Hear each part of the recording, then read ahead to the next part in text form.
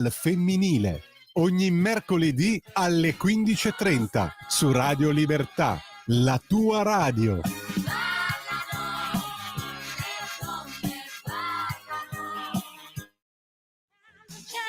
Va ora in onda l'altra metà della radio, parità di rassegna.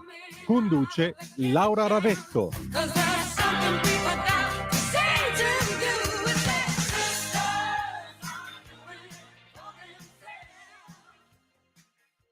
Buongiorno, a voi la linea. Oh, buon pomeriggio a te, Castellana Sveva, amiche e amici miei, ma non dall'avventura, ben trovati. Siete sulle magiche onde di Radio Libertà, questa è l'altra metà della radio. Io sono Antonino Danna e saluto la Castellana, che è anche capitana, nonché chiaramente padrona di casa, Laura Ravetta al telefono. Buon pomeriggio. Buon pomeriggio, al telefono e sul treno, quindi prepariamoci all'avventura. Straordinario, veramente. Mi fai sentire un po' zivago oggi, veramente. Sempre con sti viaggi in treno, un po' la nostra spieghiamo Lara, perché, veramente. però, perché sono un deputato che lavora. Stamattina avevo Tele Lombardia, quindi sono dovuta venire. Stasera ho una cena con degli imprenditori fondamentale in cui non posso non esserci. E quindi devo rientrare, capito? Beh, ci mancherebbe pure, che cavolo, cioè, tu stai facendo il tuo dovere ed è giusto così. E poi, giustamente, usi un mezzo smart ed ecologico, qual è il treno, per cui mi sembra che sia praticamente perfetto, quasi di sinistra tutto questo. Quasi di sinistra. Poi da quando abbiamo il ministro dei trasporti non possiamo dire così, per carità, no, assolutamente no. No, sai cosa? Un po' c'è la mia non tanta felicità di volare, un po' che in aereo non puoi neanche lavorare perché devi staccare il telefono. È vero, però sai, diciamo che quando sul treno ti capita il telefonatore da competizione è un dramma, è veramente un dramma, perché mentre noi bene o male parliamo di cose serie, credimi, l'altra volta tornavo da Roma, ho fatto 2 ore con uno accanto a me che era un amministratore di condominio, pareva stesse programmando il lancio di SpaceX alla NASA. Veramente, guarda, da mettersi le mani nei capelli. Una scena proprio fantoziana, sai, quando il Duca Conte gli dice vada pure in seconda classe, vedrà che si troverà benissimo. È così, uguale. Ecco, esatto.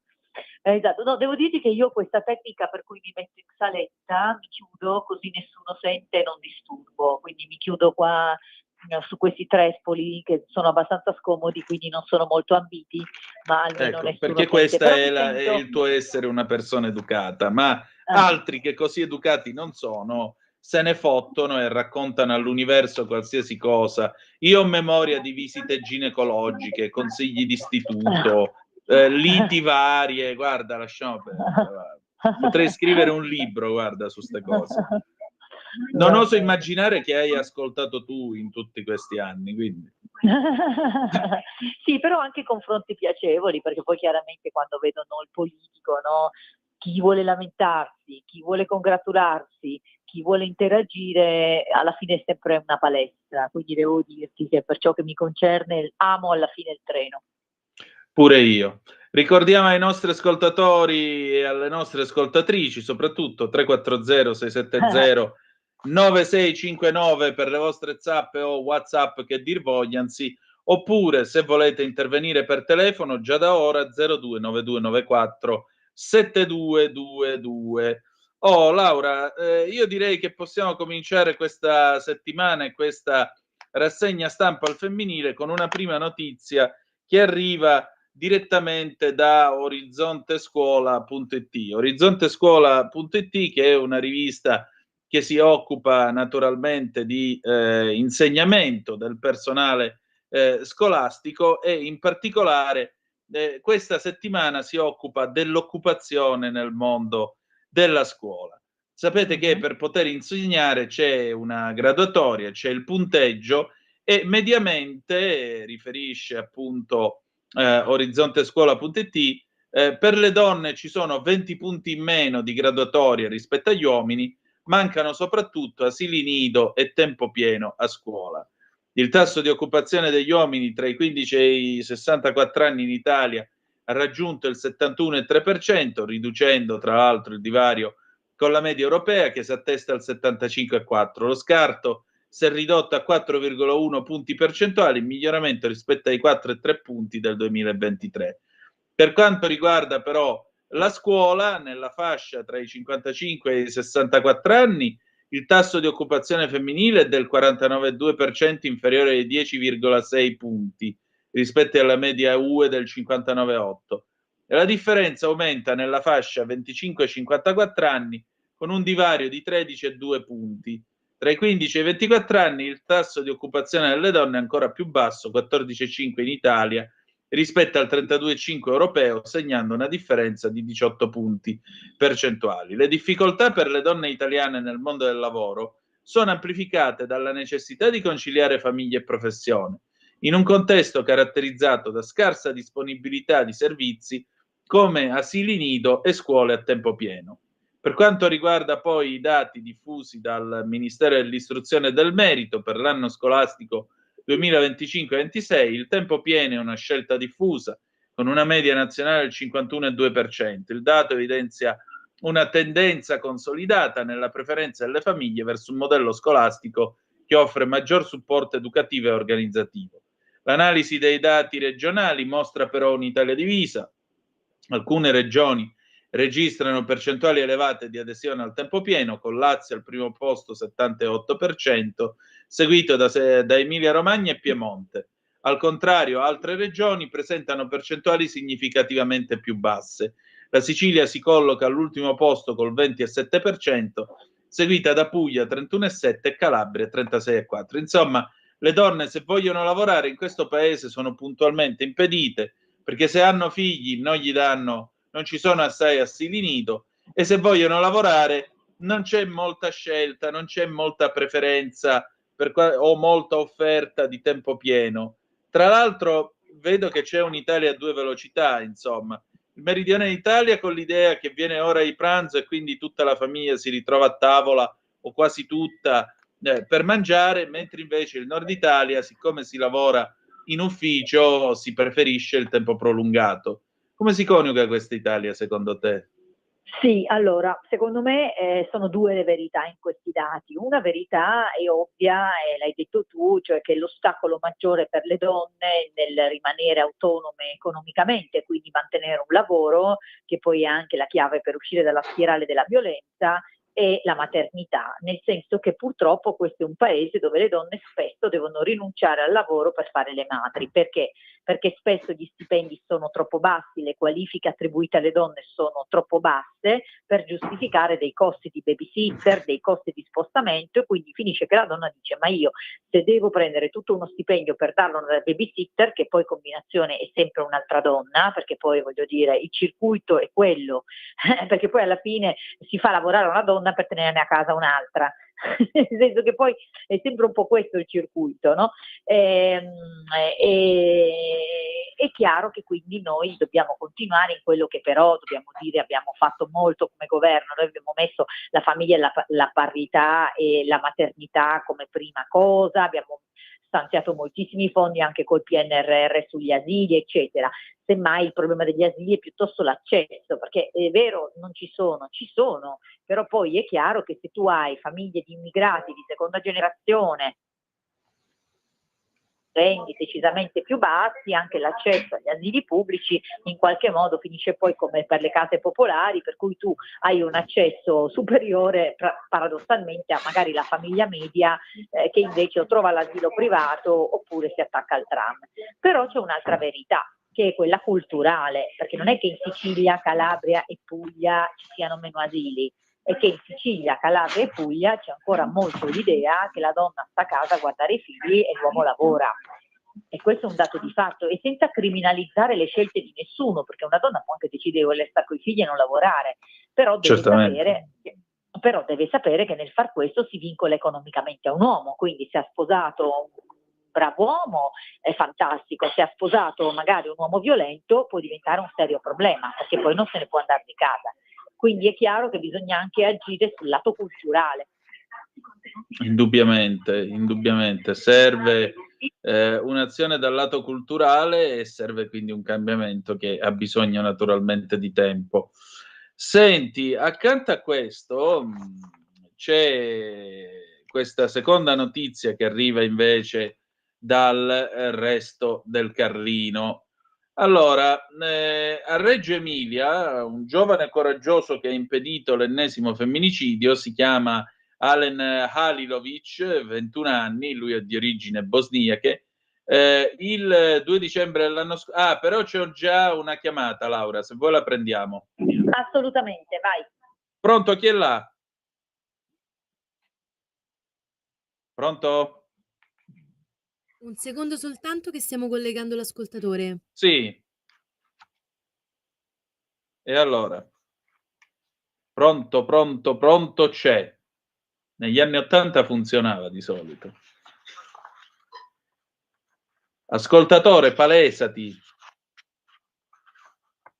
Pronto? No. Richiama, sarai più... Sei riattaccato. Richiama, sarai più fortunata o più fortunato, non si sa, insomma. Noi siamo qua. No, stavo dicendo, c'è questo giovane uomo, Alen Halilovic, che la mattina del 2 dicembre 2024 non ha esitato a bloccare un uomo di 41 anni che stava colpendo con un coltello una donna alla gola, la sua ex, in strada Reggiana a Guastalla. Il suo intervento di fatto ha sventato un femminicidio e ha portato poi all'arresto dell'uomo. Oggi per Alen, giovane nato in Italia appunto da famiglia di origine bosniaca e residente nel Veronese, è partita una richiesta di onorificenza al presidente Mattarella. Ma di questo ne parliamo dopo, perché c'è di nuovo l'ascoltatore. Pronto, chi è là? Pronto, eccoci. Paolo da Gorizia. Ciao Buongiorno Paolo. a tutti. Ciao Paolo. Ecco. Io vi sentivo al telefono, però evidentemente voi no. Va bene. Allora, volevo, visto che si parla di diritti sacrosanti delle donne al lavoro, una cosa che ho sentito raramente, però veramente un po' una provocazione, però secondo me sarebbe anche una riflessione, anche un diverso modo di pensare.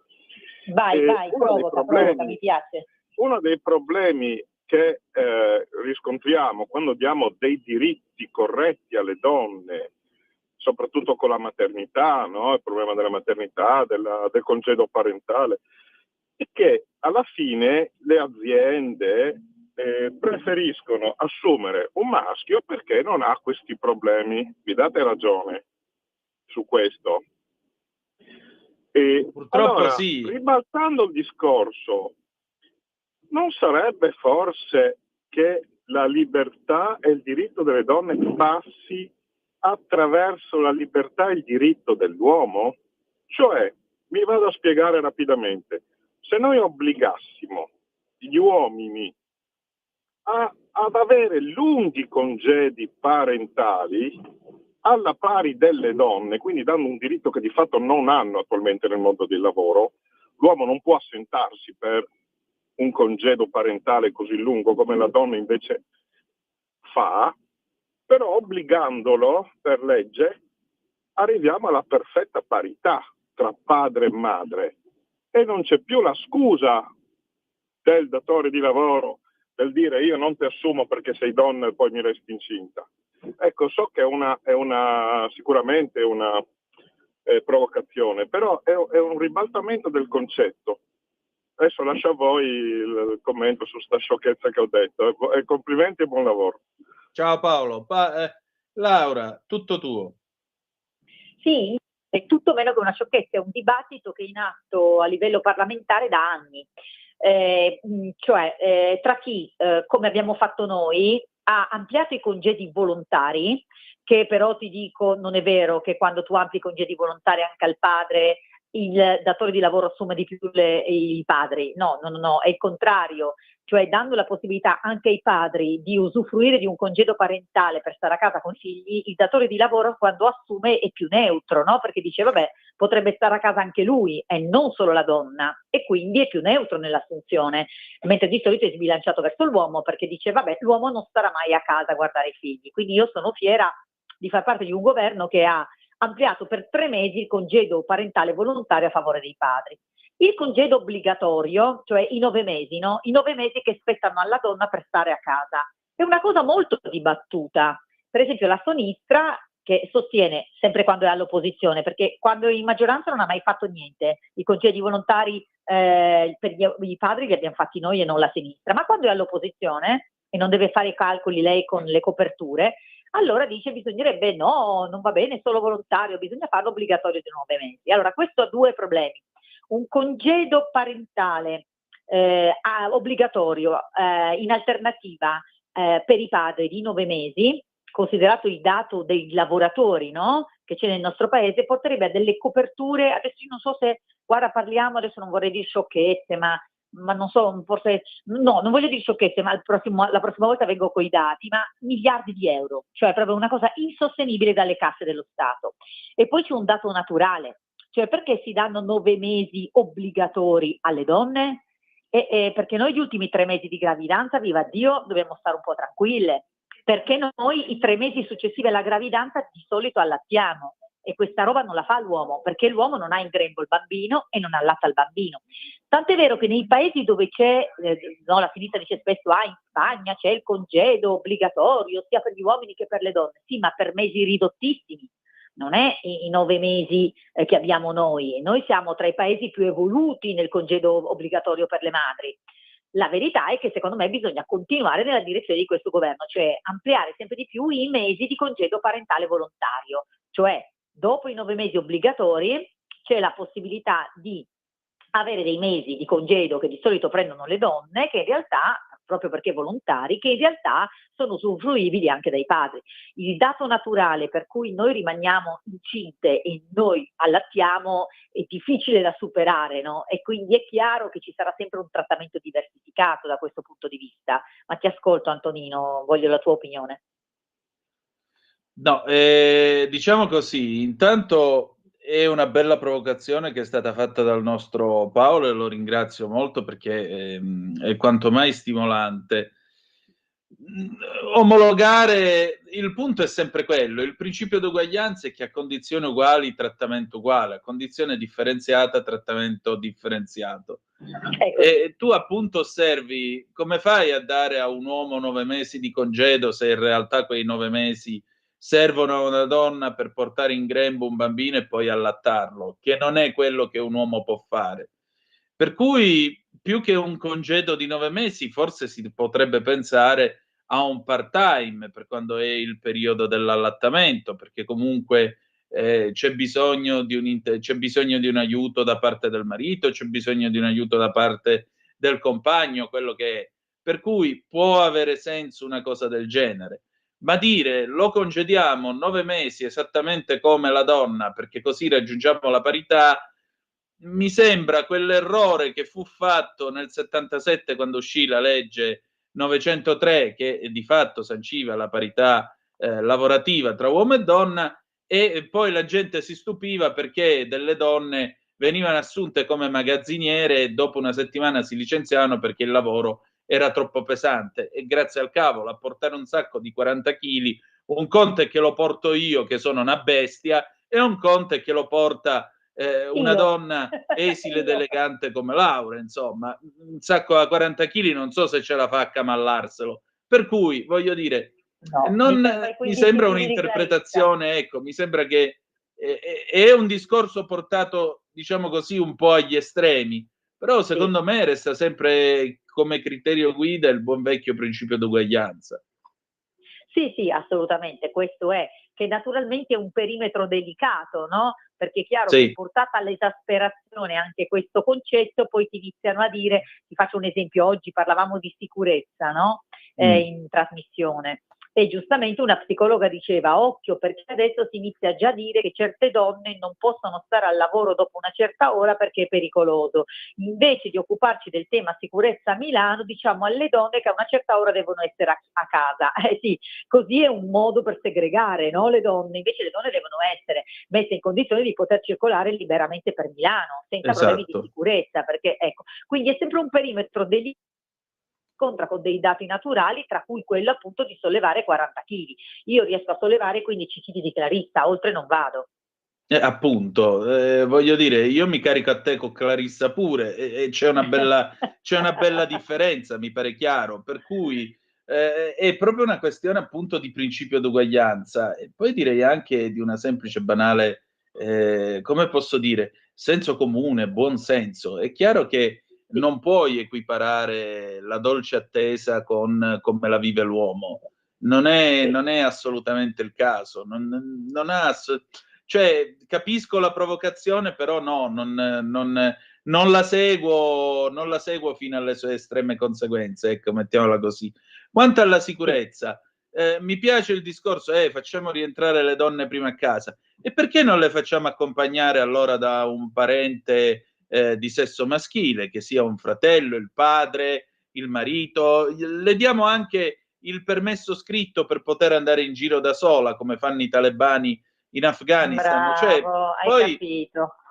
poi inneschiamo tutta una serie di estreme conseguenze che non sono il caso. Il mio parere è che il vero femminismo sarà quando una donna potrà fare alla sua vita il cavolo che le pare senza essere giudicata, anzi trovando l'assistenza dello Stato per le scelte che farà, e soprattutto quando per la sua sicurezza personale potrà girare anche a quarto giaro, dico per dire, all'1 del mattino, e nessuno le metterà un dito addosso. Tutto qua.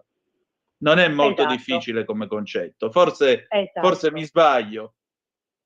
No, è la chiave, cioè trattamenti diseguali per situazioni diseguali per garantire l'uguaglianza, nessun eccesso da una parte e dall'altra, cioè la descrizione della donna come soggetto debole in ogni frangente per poi giustificare delle segregazioni o dei limiti alla sua partecipazione sociale è la cosa peggiore. Quindi è sicuramente, perché con la scusa del ti proteggo io si è arrivati poi all'oggettivizzazione da parte di alcune culture maschiliste, no?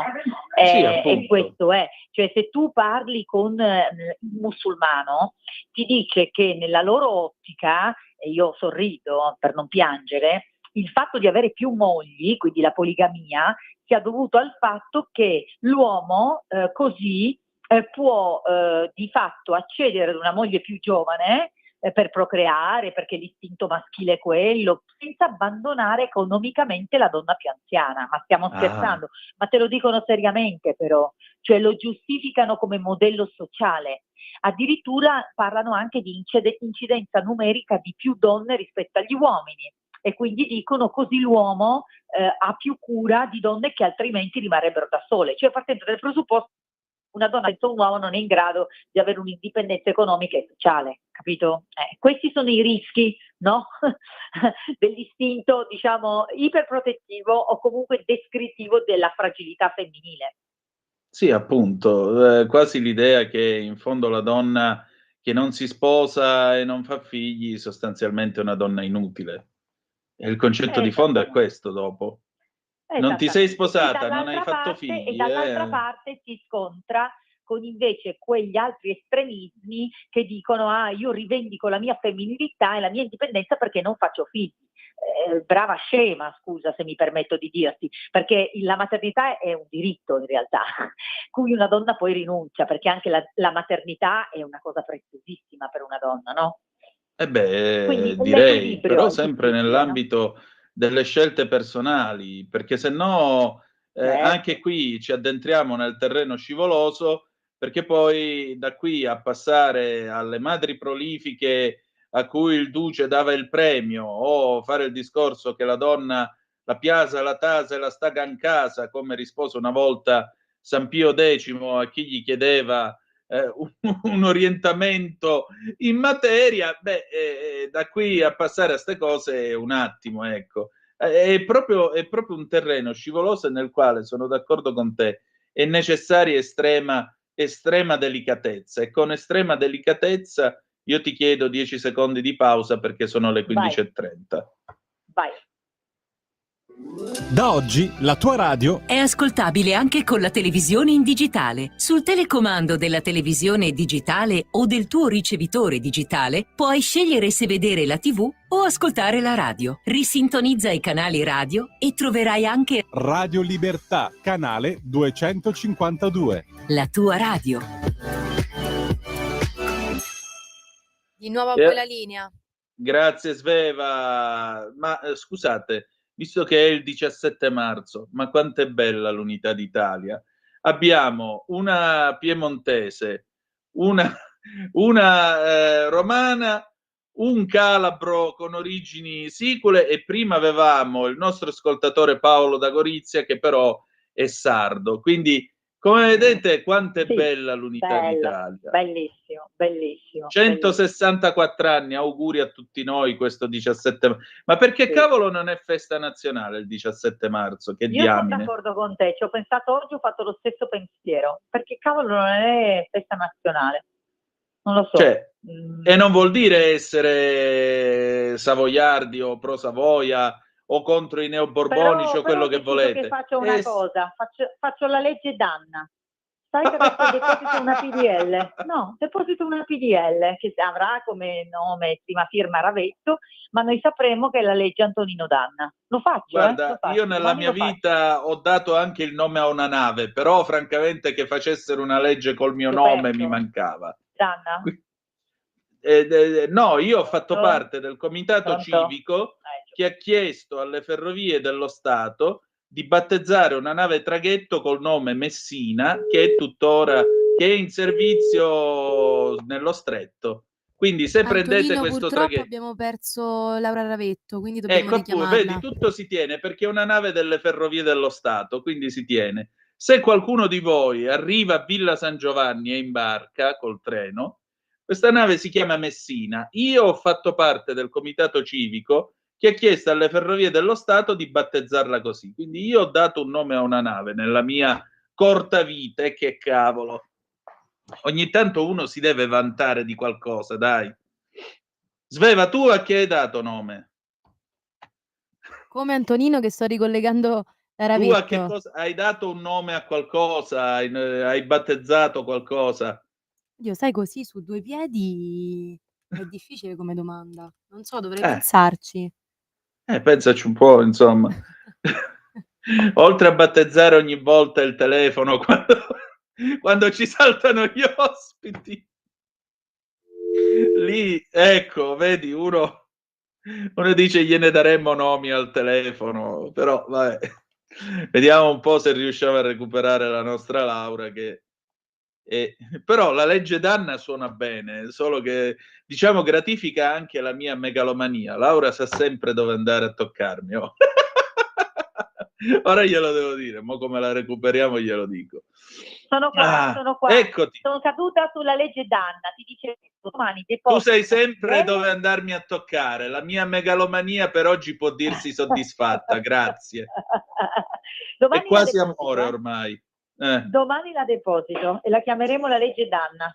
A posto siamo, perfetto. Tanto, dopo aver fatto parte del comitato civico per dare il nome alla nave traghetto Messina, posso pure vantarmi di aver dato nome a una legge, dai. Mi piace. No, a una di legge, Antonino, ce ne aspettiamo un po', che sai che qua fare diventare di un deputato ci vogliono le calende greche, una proposta di legge, poi vediamo se ce la portano a casa. Noi siamo patriottici, per cui ci crediamo, più di questo che possiamo fare. L'uomo propone, il Parlamento dispone in questo caso, che dobbiamo fare? Esatto, aspettiamo e vediamo. Senti, allora, stavamo dicendo di onorificenze, appunto, e c'è questo giovane uomo, dicevamo, dal resto del Carlino, che avendo sventato questo femminicidio a Guastalla, dove appunto aveva bloccato un uomo di 41 anni che stava colpendo col coltello la sua ex per strada, oggi per Alen, questo ragazzo di origini bosniache, è partita una richiesta di onorificenza al presidente Mattarella. Se ne sono fatti promotori i comuni di Castelfranco Emilia, provincia di Modena, paese di residenza dell'aggressore, Verona, Guastalla e Viadana, provincia di Mantova. Il giorno dell'aggressione la vittima aveva accettato un ultimo incontro con l'ex compagno, che si era però presentato con un coltello nascosto in auto. La situazione si è trasformata rapidamente in un tentato femminicidio, ma l'intervento tempestivo di Allen evitò il peggio. Senza alcuna esitazione si frappose tra l'aggressore e la donna, impedendo che quest'ultima venisse nuovamente trascinata in auto e subisse ulteriori ferite. Il giovane ha inoltre avuto la prontezza di riprendere parte della scena col cellulare, offrendo elementi cruciali per le indagini. Grazie al suo contributo, i carabinieri riuscirono a rintracciare e arrestare l'aggressore poche ore dopo nel Modenese. La donna, gravemente ferita, era stata ricoverata all'ospedale di Reggio Emilia. Il coraggio di Halilovic è stato pubblicamente riconosciuto il 5 dicembre 2024 durante un evento della rassegna Fai la cosa giusta a Castelfranco Emilia. Mi sembra un bellissimo esempio. Bellissimo esempio, sono utili a dimostrare che c'è ancora qualcuno che si preoccupa della collettività. Naturalmente mandiamo un messaggio sociale, premesso che non sono le donne che devono essere responsabilizzate per i femminicidi, ovviamente, ma siamo noi, la politica e tutti con gli strumenti, le forze dell'ordine che dobbiamo proteggere. Però l'invito a non andare mai a un ultimo appuntamento di un ex rimane, soprattutto se questo è stato un ex violento, no appuntamenti chiarificatori, mai. Questo proprio è una regola che danno proprio gli avvocati, perché purtroppo possono scatenarsi queste situazioni naturalmente in ambienti patologici. Quindi mi raccomando ragazze, premesso che voi non avete nessuna responsabilità di questi uomini violenti, però non accettate ultimi appuntamenti di uomini che in passato sono stati violenti o possessivi o controllanti. Nessun appuntamento chiarificatore. Se vuole un appuntamento chiarificatore faccia una telefonata FaceTime e magari tu FaceTime sei pure con un'amica di fianco. Sì, meglio, che così almeno c'hai pure una testimone nel caso in cui dovesse minacciare. Mi sembra il caso. Senti, a proposito di questo, prima di passare alla prossima notizia che arriva direttamente dall'Iran, e cioè il fatto che in Iran abbiano avuto la bella pensata di usare il drone. Pensate, usano i droni non per garantire la sicurezza pubblica o cosa, ma la pubblica moralità, perché mandano i droni a spiare le donne se portano o meno il velo in testa. Se non lo portano, poi allora arrivano con la loro polizia morale a forza di bastonate provano a insegnare loro il rispetto delle leggi. C'è un'altra chiamata, Laura. Vai. Pronto, chi è là? Antonino, buongiorno, sono Marco e chiamo da Milano. Buongiorno, ciao Marco carissimo. Ciao carissimi. Io volevo chiedere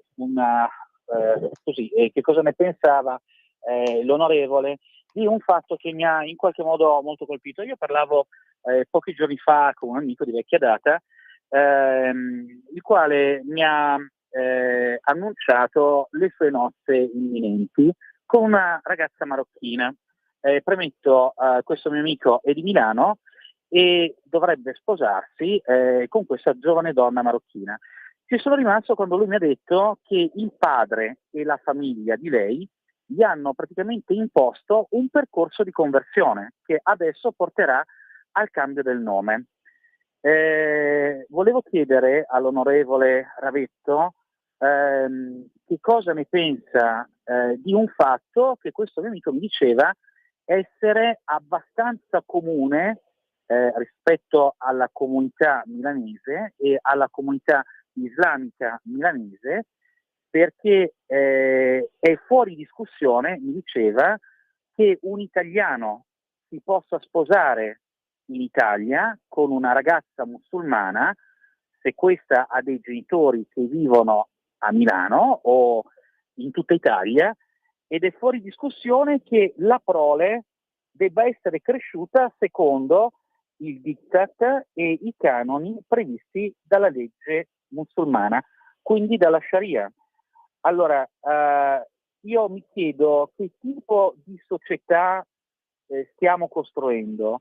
Cioè noi parliamo tanto di inclusione, dopodiché ci si scontra con dei dati che non sono dei dati empirici così, ma sono dati di vita quotidiana. E lui mi diceva che questo corso che ha dovuto frequentare all'interno di una moschea di Milano era un corso in cui vi erano ovviamente altri convertendi che tra l'altro dovranno anche cambiare il loro nome. Cioè questo mio amico non si chiamerà più Paolo, ma secondo il volere della famiglia di lei si chiamerà Mohammed. Ecco, questi sono dei dati oggettivi che sinceramente io da laico considero abbastanza rabbrividenti, raggelanti e mi chiedo dove finisca il senso di appartenenza ad una comunità di queste persone che noi facciamo di tutto per integrare, ma che vogliono mantenere stretti legami e stretti controlli sulla società. Per cui mi va benissimo parlare di patriarcato rispetto alle cose distorte che non ci sono nei nostri costumi, ma dovremmo anche guardare ad un'idea patriarcale che in questo momento afferisce alle famiglie islamiche musulmane che sono sul nostro territorio e che non consentono a nessun cristiano, cioè loro considerano il laico di Milano, di Brescia, ma di qualsiasi parte d'Italia come cattolico, e non accettano in nessun modo che una figlia islamica si sposi con un cristiano. Ecco, io mi chiedo che tipo di società stiamo costruendo. Grazie. Ma questo dovresti chiederlo prima di tutto all'amico tuo. Scusa, Sì, esatto. Scusa Laura. La prima scusa. cosa che voglio dire è questa, cioè di al tuo amico di non cedere a questa cosa. La domanda è bella, è una domanda che ha la risposta già in sé, è ovvio, noi ci battiamo da sempre per questo, abbiamo comunità sul nostro territorio che dovrebbero essere attenzionate non solo per questo, ma anche perché abbiamo casi di matrimoni combinati sul nostro territorio, abbiamo casi di ragazze che non vanno a scuola. Poi detto questo non mi piace il benaltrismo, non guardiamo a casa nostra perché abbiamo quello, no, io guardo a casa nostra e guardo anche quello. Detto questo, per cortesia di al tuo amico di non accettare questo percorso, non si capisce perché uno debba cedere a questo che è un chiaro tratto di natura religiosa irrispettoso della nostra cultura. Io invece ti voglio rispondere caro Marco, con un detto che Leonardo Sciascia registra nel suo libro Occhio di capra, e iddu picchisce e crucifici. E lui perché si è fatto asino? Cioè raccontava di aver visto battere con furia un asino che veniva usato per trasportare le cisterne d'acqua. E allora quando lui si avvicinò per chiedere al padrone dell'asino per quale motivo lo stesse battendo così forte, lui rispose, dice, lui perché si è fatto asino? Ecco Marco, io questo lo chiederei anche al tuo amico, aggiungerei anche un'altra cosa, se mi posso permettere. Giusto una mezz'ora prima di andare in onda qui con Laura, io ho finito di intervistare Suad Sbai, che come sapete è marocchina, è una collega di Laura perché è responsabile del Dipartimento Immigrazione della Lega. Sì, ciao Suad, la salutiamo se ci ascolta. Ecco, tra l'altro le due collaborano assieme, povero me, ma al di là di questo... Ma al di là di questo, il discorso è che proprio Suad diceva: ma come? Noi qui accettiamo tutti i discorsi che vengono fatti sul Ramadan e così via, quando in Marocco proprio il re, che è discendente diretto dal profeta, sta togliendo i riferimenti alla Sharia dalle leggi dello Stato, quando la stessa Tunisia toglie i riferimenti religiosi dal diritto civile e così via. Allora, loro vanno verso una modernizzazione, vanno verso una laicizzazione.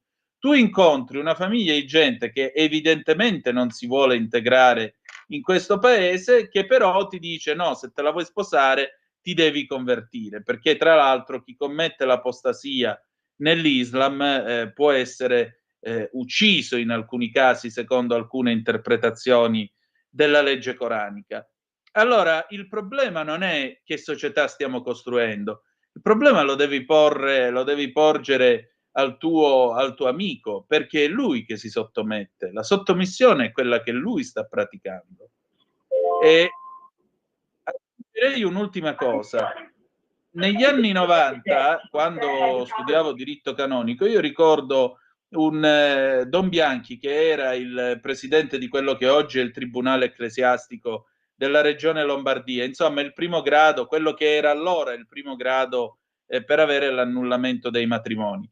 E lui diceva che, per esempio, uno dei problemi più forti e di casi di annullamento molto spesso facile di matrimonio era il cosiddetto matrimonio misto o col privilegio petrino, cioè quando tu sei cattolico ti sposi con una islamica e siccome lei non è della tua religione si fa comunque il rito cristiano, e nel rito cristiano si spiega all'altra parte, dice guarda però che siccome ti sposi con me io ho il dovere di educare i miei figli nella religione cristiana, e quindi questo portava a coppie miste che naturalmente sotto questo punto di vista non si trovavano e poi si lasciavano, tant'è vero che l'annullamento in questi casi viene concesso in maniera molto facile.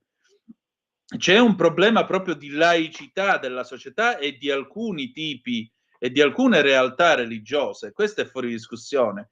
E mi viene anche in mente il cardinale Biffi, anno di grazia 2000, giubileo del 2000, che venne messo in croce perché disse noi dobbiamo puntare su un'immigrazione che venga da paesi di religione cristiana proprio perché sono più assimilabili nella società italiana. Venne messo in croce per questo. Ora, 25 anni dopo, caro Marco, tu ti trovi l'amico tuo che si deve convertire e diventare da Paolo Mohammed proprio per potersi sposare la sua fidanzata. Trai tu le tue considerazioni.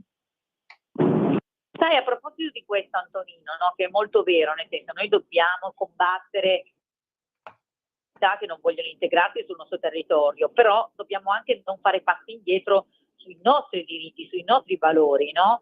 E Sì. io ho cambiato parrucchiere a Roma perché un giorno è entrata una donna araba, sicuramente con il burqa, da cui naturalmente sbucavano delle scarpe di Il telefono non ci aiuta di nuovo. No, io sono Eccoti. caduta. E allora aveva il sono burqa e caduta. cosa spuntava dal burqa? Le Jimmy Choo da 800 euro, è entrata dal parrucchiere.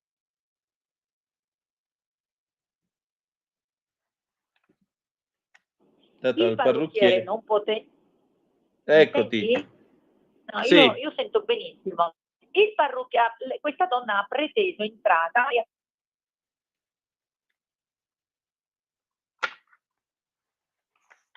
e no, però noi non sentiamo Laura, questo è il punto. È entrata e ha preteso e ora ci ha lasciato col desiderio di sapere, però. Ecco. Sveva, recuperiamo al volo Laura, per favore, che siamo tra l'altro addirittura d'arrivo e così concludiamo questa nostra trasmissione. Eccoci qua, vediamo un attimo di portare a casa la trasmissione. Tra l'altro c'era una bella notizia su Libero di ieri, una storia davvero simpatica e per certi versi anche commovente. Questa Carla Gina Sass, bergamasca di origini rumene, 47enne, ho iniziato a lavorare a bordo dopo la morte di mio marito in zona Modena Sud. Il mio mezzo per me è tutto amico e confidente, perché la signora Carla è stata premiata come migliore autotrasportatrice d'Italia e questa bella donna dice non è facile lavorare come camionista perché ci sono insulti, prese in giro, spesso anche molestie sessuali. Certo, magari abbiamo meno forza degli uomini per caricare o scaricare la merce, spiega Claudia, che al momento lavora per la Frigor Trasporti Orobico di San Paolo d'Argon, ma invece di aiutarci ci trattano male, mentre noi vorremmo solo un po' di rispetto. Eccoci, stavi dicendo, Laura? Ecco, e mi scuso, ma è il treno, non è colpa mia. Non ti Dicevo preoccupare. che i Miciu che spuntano sola.